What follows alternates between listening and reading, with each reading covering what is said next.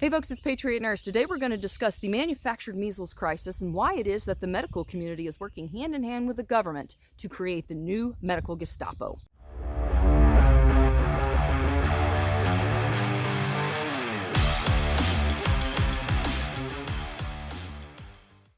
Friends, measles has a 0.01% chance of dying of the reported cases. This is the CDC's own statistics, so don't give me the whole, like, Patriot Nurse, you're obfuscating the facts. No. CDC's own website. 0.01% chance of dying and 0.01% chance of catastrophic sequelae like encephalitis, for instance. That is statistically insignificant. And for people to claim that measles is a deadly disease, it's just not being honest with the facts. Can it be deadly? Yes. Is it deadly? Overwhelmingly, no. So how is it that this disease is being used as the vehicle for giving the government more power over individuals and stripping rights of American citizens? Why is it that this is being used?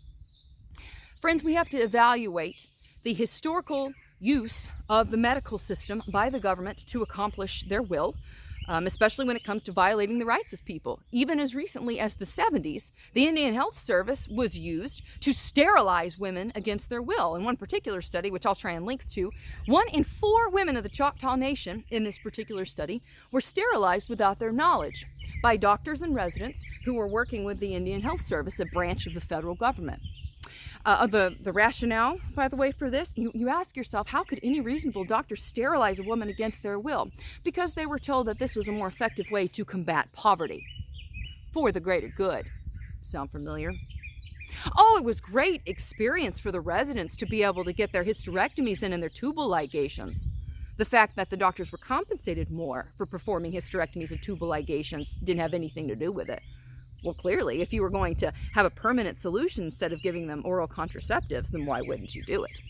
This is what has happened and has been performed by medical providers in this country who were following the party line and who were doing what their supervisors and medical organizations told them to do.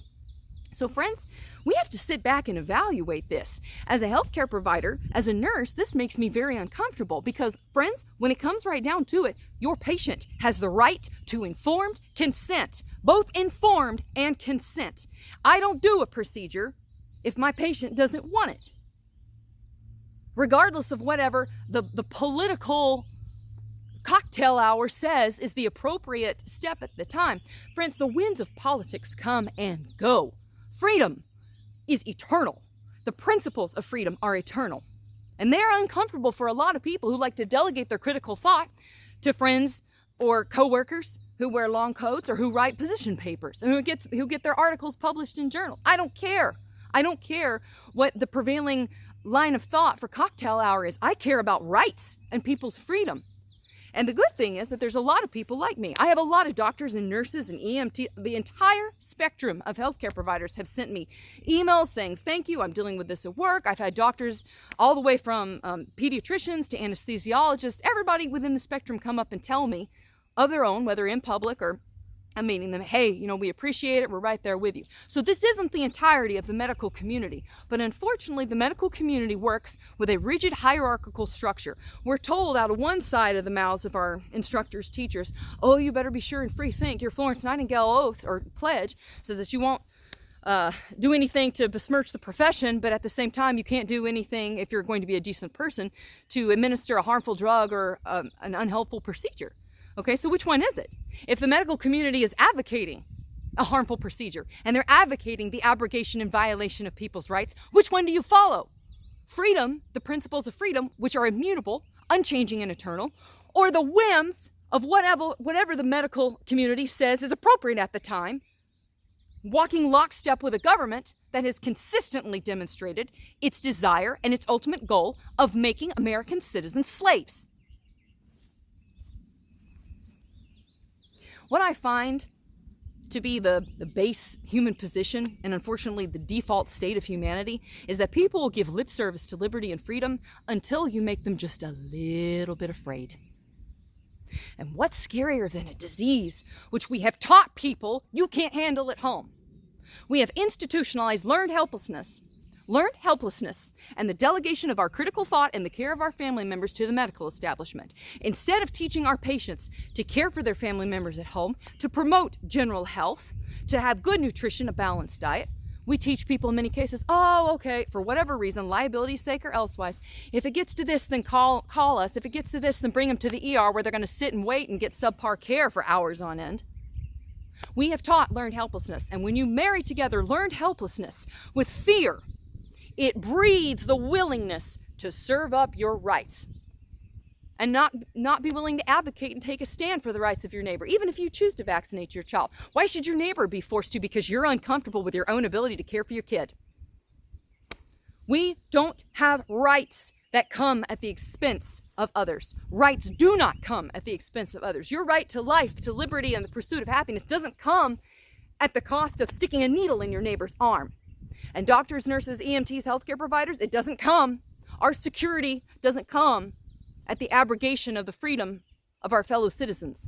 Why is the medical community so afraid of nurses and doctors and EMTs and healthcare providers who think like me, who take the position that we want our patients to have rights and that we will not violate our patients' rights? Why are they so afraid of us? Because they can't control us.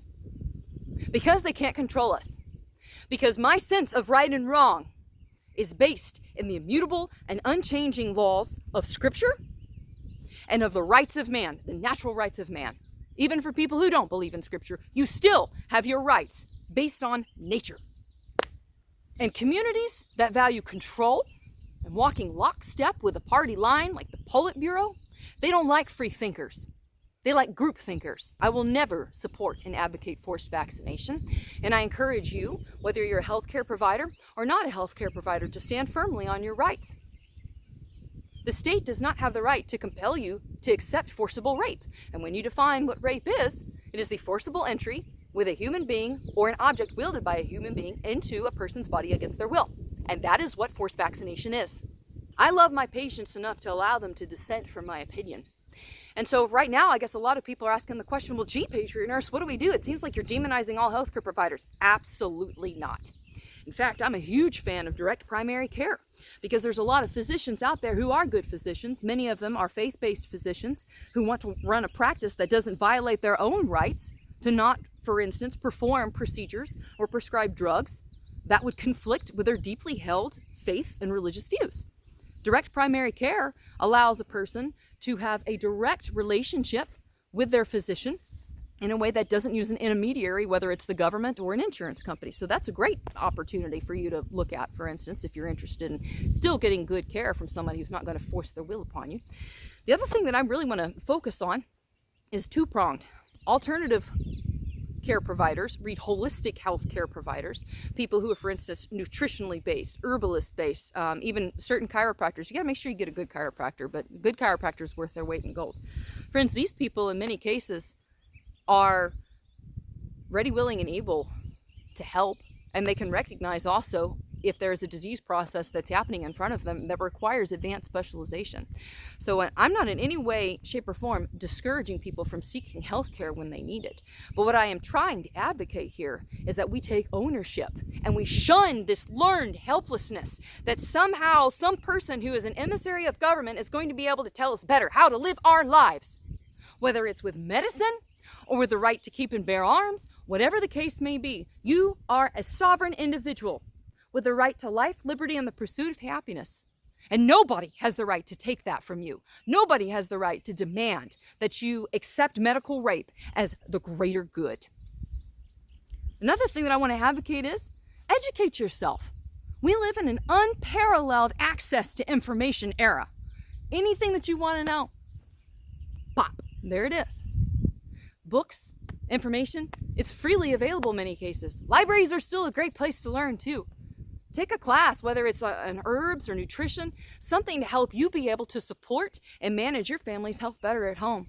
Friends, whatever the case may be, we are going to be better served by sticking to our guns with the advocacy of our freedom and our rights and being more self-sufficient with our knowledge and how to care for our family. I will never forcibly vaccinate a person. Just like I'm not going to go lockstep with infanticide after birth because the mom decides she doesn't want to. Don't you find it interesting that these are swimming in parallel? That we have the New York infanticide bill that's paralleling right along with forced vaccination? Did it ever occur to you that maybe it's the same spirit involved with both of them? Friends, it's a time to stand firm.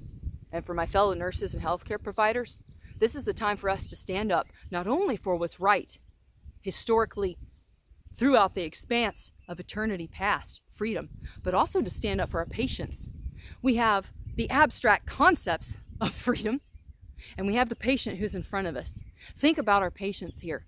Our patients have the right to informed consent. They have the right to information, and they have a right to determine whether or not they consent to it, and whether or not, by the way, they want to consent to believe the information we give them.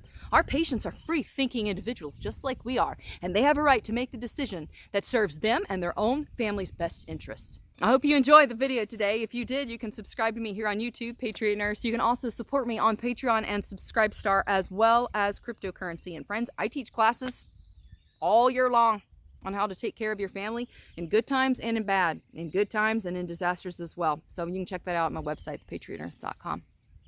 Stand strong, friends. Never give away your rights for the illusion of a little temporary security, whoever is offering it to you. For now, it's Patriot Nurse signing off, and I'll see y'all later.